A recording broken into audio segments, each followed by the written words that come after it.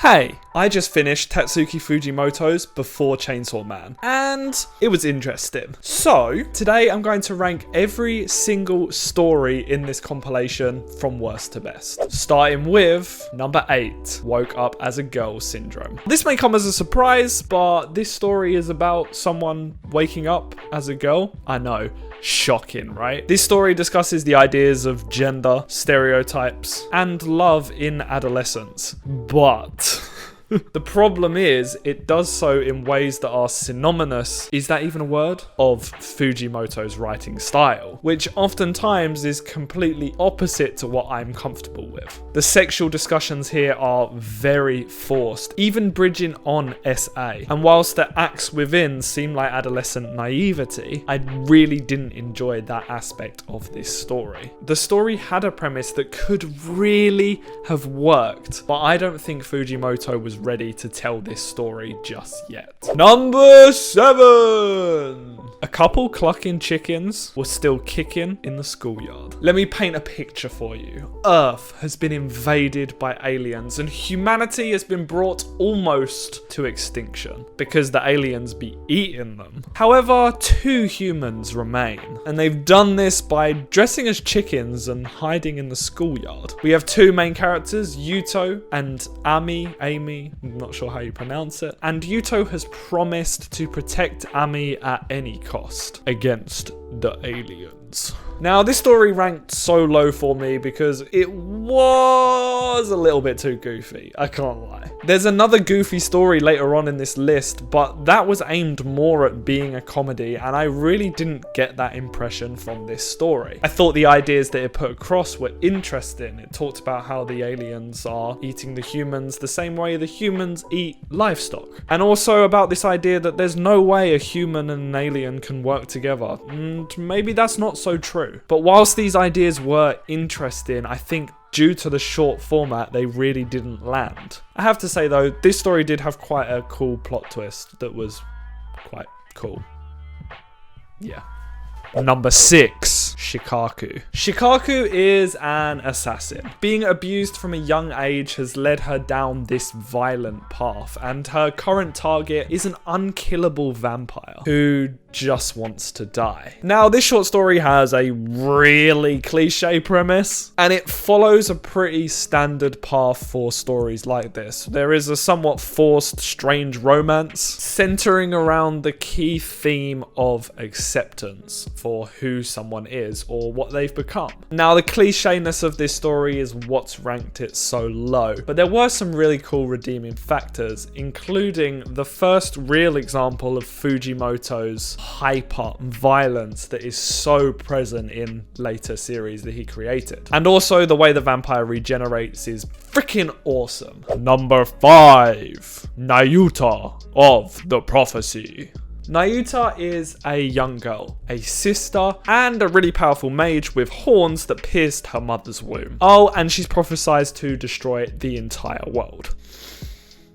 Bruh. This story shows the bond between brother and sister, something that is so prevalent in Fujimoto's works. And it shows how this love endures throughout everything and in spite of everything. Nayuta is seen to be evil by all those around, probably because of the prophecy about her, maybe, and also the fact that she keeps murdering animals in hyper-violent ways. But we do see her humanity in her reasoning, and this is exactly why her brother must protect her. I did really enjoy this short. I thought it set the groundwork for stories like Fire Punch and Chainsaw Man, even inspiring specific characters that are in Chainsaw Man right now. The message is clear. This is a story about sibling love, and it's done perfectly. And knowing Fujimoto, the fact he did so with no weird sexual twist, good stuff. Number 4, Love is Blind. Okay, listen. This is by far the worst story in these compilations. And it was a really close race between this, Nayuta, and my number 3 pick. But I cannot get out of my head how entertaining this one was. The premise is really simple. Our main character wants to tell the girl he likes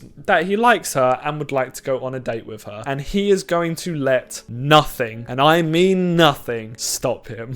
I'm not going to spoil anything here because you really need to experience this one for yourself, but it is so ridiculous and so entertaining that I really enjoyed it. That's why I placed it this high up the list. Number 3, Sasuke Stopped a Bullet. Sasuke is a student and he's in love with his teacher. Good start.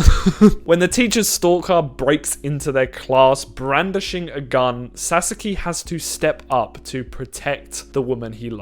And by the power of love, luck, hope, and dreams, he manages to stop a bullet with his bare hands. Lol. Once again, Fujimoto being obsessed with weird sexual situations really grinds my gears, but I did like this one shot. The overall message was a little bit clouded, but I think it goes along the lines of nothing being truly impossible, just very improbable, which is actually a quote from Doctor Who, I'm pretty sure. We have a main character who has a wild dream and a wild reasoning for that dream, but his teacher tells him not to give up on it, even though it seems impossible, even though what he's saying seems not to be true, there's still that slim chance. And I like that idea of hope and looking to the future. This was a really wholesome one-shot when you took away some of the weird stuff going on, and I really enjoyed it. Number 2, Sisters. This one-shot was by far the weirdest premise of all the one-shots, even though it's pretty based in reality. Mitsuko enters her school to find a nude painting of herself being displayed for the entire school to see. The worst part of it, it was painted by her own sister. What the fuck?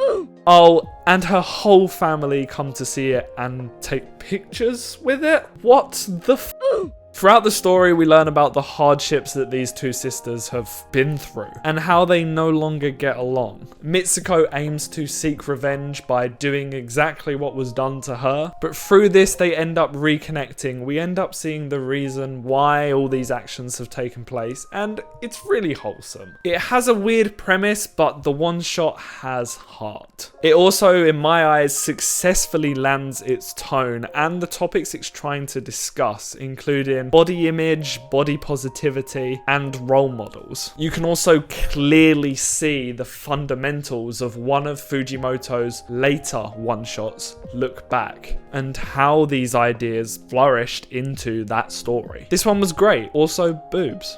And finally, of course, the number 1 for Leon is a dark fantasy story about love and mermaids. Number 1 is Mermaid Rhapsody. You can call me soppy all you like, but you know that I love a good love story. I said love so many times. Mermaid Rhapsody follows a boy named Toshihide. Why can't they just have easy to pronounce names? Whose mother was a mermaid. In this world, mermaids are dangerous to humans. But despite this, Toshihide falls in love with one and begins to teach her how to play the piano. The mermaid unfortunately turns violent by accident because it's in their nature and there is a struggle in these two's relationship. But this is a love story, so of course the relationship prevails. And this story was so good. It perfectly encapsulated the worlds apart trope. It has the best artwork of any of the stories in both of these compilations, and it has goddamn heart. These characters' relationship is so pure and so relatable. It's one of those classic summertime romances, and it was just good.